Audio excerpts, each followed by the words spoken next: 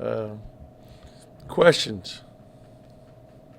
Hey, Ben, what were some of your takeaways from the last game against Florida? We were right there in the first half, down 5 at halftime, playing without Xavier, who I disciplined for one game and sat him out, and he was back in practice yesterday.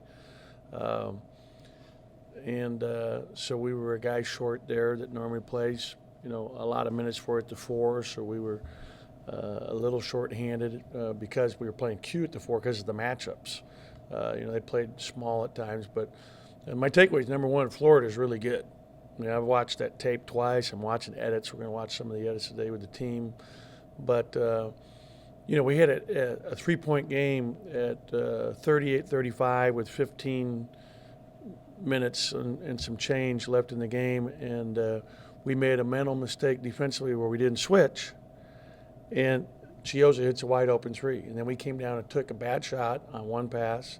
And then he comes down and makes a 4-point play. And it goes from 3 to 10 in a matter of seconds.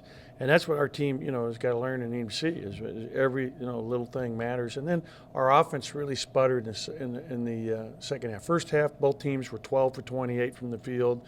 The difference in the first half was Kulikov. I mean, the guy is a really good player and had 17 points at halftime. He only had 6 in the second half. But I thought Chioza really took over the second half, didn't start the first 3 minutes. And then the second half, he had a bunch of assists, those 2 big threes that really, broke it up into a double-figure game, and we never really got close from that point forward. And obviously, Eric being in foul trouble also bothered us a lot because we're short a man. And Keyshawn got some good minutes, some good experience.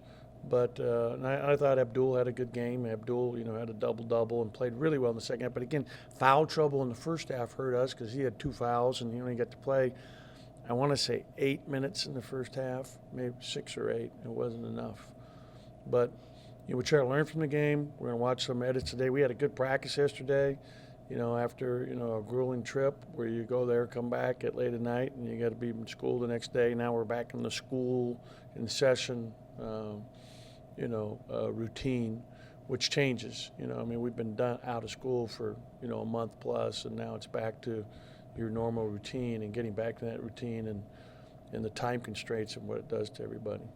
What was it about Xavier's situation that changed? I'm not going to discuss anything about that other than I disciplined him for a game, and he had a good practice yesterday and came back with a good attitude, and so I was pleased with that. I know the last few games you've talked about sharing the basketball, moving the basketball, getting more than one pass on each possession. It seemed like that's something you still got to continue to. Yeah, and we spent a lot of time on that yesterday, and we will again today. But the main thing is, it's just taking good shots. With 30 seconds, sometimes, you'll get a good shot after 2 or 3 passes, but we've got to take good shots. And so, we're going to watch film today before we practice. Our guys have got to learn. It's still very much a learn. But our passing, like yesterday in practice, I'm watching. We're going to watch some of yesterday's practice where we've got to be value the ball better and pass the ball better. One thing I thought we did do well at times against Florida, it was play inside out. I thought when we got the ball to Abdul, he did a great job finding people, getting it back out. We've got to play through, him more and more and get him more experienced because he's not a terrible passer. He's a pretty good passer for a big guy. He's handling double teams, and so, we've got to utilize him to get it in and get it back out. But our spacing, just being able to move when we pass, we're standing too much. And you just need to see it so you can learn it and get better at it. Why do you think that hasn't changed? Uh, Like, do you just attribute that to the team being still young? Yeah, and I think it's just a constant learning process. I'll be honest with you. My number one emphasis going this year is to become a good defensive team first and foremost. And I'm really excited about our defense. I was looking last night. We're 16th in the country. Ken Palm, defensive efficiency. We were 135 on offense. I mean, that's where our growth really needs to be, and we need to continue to prioritize our defense, obviously, because I think it's where you win night in, night out most, and that's what you go back to the last 2 games. I mean, we're up 9 with the ball with less than 8 minutes to play at Ole Miss, and take quick, ill-advised shots. And part of that was I think, not giving them a set where you got to use more time. But we got to be smarter in that too, in terms of understanding time and score and knowing how to close out games on the road. And this league, again, is, in my opinion, top to bottom, the most difficult league, 1 through 14 in the country. I mean, they're talking about having 8 teams in. I keep reading it, as I'm watching everybody play. 8 out of 14 teams. And the most the SEC's ever got is 6. I mean, it's an incredibly difficult conference this year. And that says a lot about what the conference has emphasized in terms of men's basketball, getting back to where, it's going to be tough sledding here.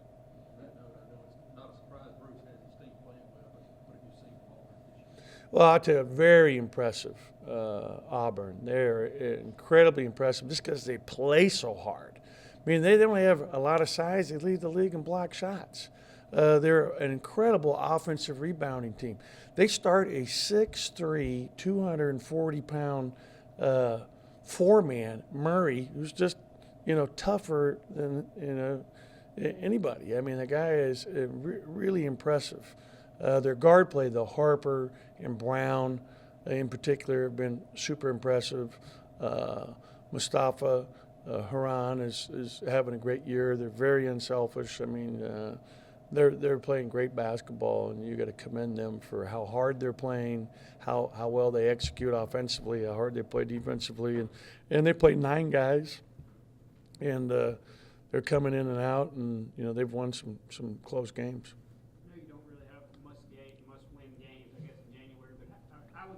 Every game is a must-win game. The next couple of games at home, I would think you guys have to be really emphasized. I would say. Well, bottom line is our guys are excited to be at home, and we were on a 2-game road trip, and those were our 3 true road games, third of the year, and then also we have had the one neutral site that was very difficult for us up in Jackson. So it's good to be back in the confines of home. We're excited to be back here, but that doesn't make you win. You've got to go out and earn it, and so you're seeing that this can be. They've won 13 in a row. I mean, I think there's one team that has won more games in a row. When I was listening, I'm not sure if that's still true, but they're either 1 or 2 longest streak in the country. I mean, they're really playing good. And then if you look at the advanced numbers that you mentioned earlier, you can see like Nick Weatherspoon's on the floor a ton, but he's not really taking as many shots as other guys, and possessions aren't really ending one way or the other, whether good or bad with him. Do you want that to change at all? Yeah, well, he's going to handle the ball more moving forward, so you'll see that. What's that adjustment like then? Like, what do you sort of replace? Well, I mean, I just think he's going to handle it more because I think he's making good decisions and in practice. We've got to get Q thinking more about scoring and less about handling the ball. So I think our 2 primary ball handlers now will be Nick and Lamar. Would you play them both at the same time? Yeah, we've been doing that. Yeah, but that's a really good combination for us. Honestly, it's been good for us. Nick was a 5-star recruit. You probably had pretty high expectations for him this year. What do you think you've gotten out of him so far? Well, I think he's been incredible. I mean, talking about it, and thinking about it, I've been a head coach for this is my 22nd year, 17th at the high major level. I've never had a freshman guard that is better than him, more competitive or tougher defensively in my career. And I've coached 21 NBA players. I mean, I can't say more about him and his competitiveness and his toughness and, how hard and how he wants to do whatever you ask him to do. He'll go right through that window right there for you if you ask him to do it, head first, without question. And, his toughness, I mean, you had, he and Abdul have made us so much better defensively, and they're freshmen, and they're playing an incredible amount of minutes.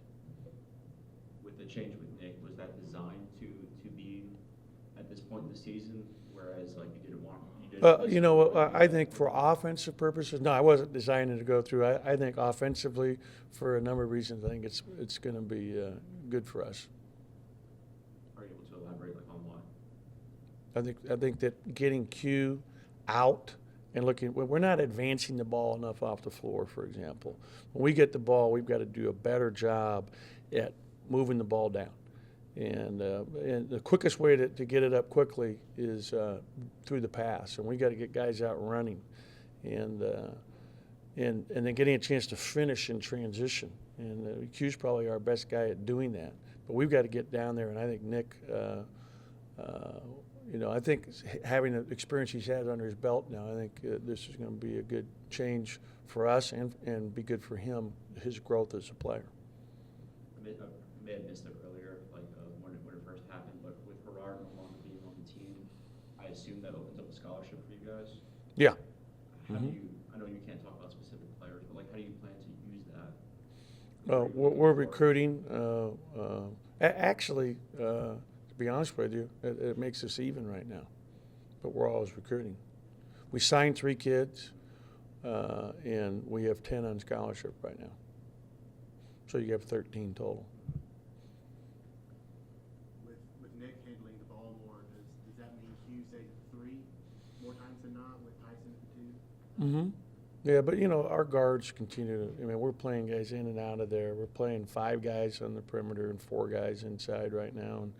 And one thing that's exciting is seeing his growth every day is that Keyshawn is making growth as a player. He made some freshman mistakes the other night. He did have, I think, 4 rebounds in his limited amount of time, and he's going to be a good player for us. For him, it's just experience. But I'm excited about how he's. I told our team. After the loss Saturday in Oxford, we came back and had Sunday off and then practiced Monday and, watched film and practice. Of the 10 scholarship guys that are out there, he was the most enthusiastic, most positive with his teammates. He's played 30 seconds in 2 games. And as a coach, I can't tell you how much that means to me because you see who he's going to be right now. Because of his work ethic. He's a great kid. Just last on that Nick situation, what was the conversation with him about that? I assume you guys. Whatever you need, Coach. Same thing with Q. I mean, we're that's what we're doing. Is they're going to do whatever you ask them to do. Oh, really? I feel like my defensive presence I bring to the table, just being able to defend and being at my spot, like the specific spot that he tells me to be, in rotation, help, and just rebounding. I've been contributing that way a lot too, so I feel like that's the reason. Coach Howland just mentioned that Nick probably brings the ball a little bit more directly in the offense, more than he has. How do you think that can impact you? I think that's gonna be great because he's a great point guard. He knows the right, make the right decisions and stuff. So and he's I don't know how to explain it.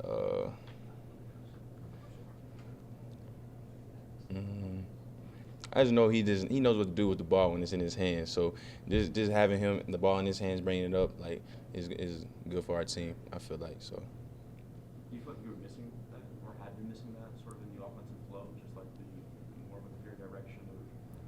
Yeah. I don't know. Lack of a better way to put it, just orchestrating and finding guys who are open. Yeah, sometimes, that's something that we struggle with is just moving the ball around sometimes and making the extra pass and things like that. Just making more than four passes in a trip. So that's something that we need to work on too. A few times, I noticed there in Florida more than a few times. You guys go down, and it's 1 or 2 passes. It's not even 3. Why do you think that was the case? Why do you think it's 15 games into the season? You guys are kind of doing that. Yeah, I don't know. It's really just communication with us, just knowing and trusting each other. We still have to build that trust still. But we've been together outside of basketball, we're all friends and stuff like that. You know what I'm saying? But we just have to trust one another when we get on the court. That's the biggest thing I feel like.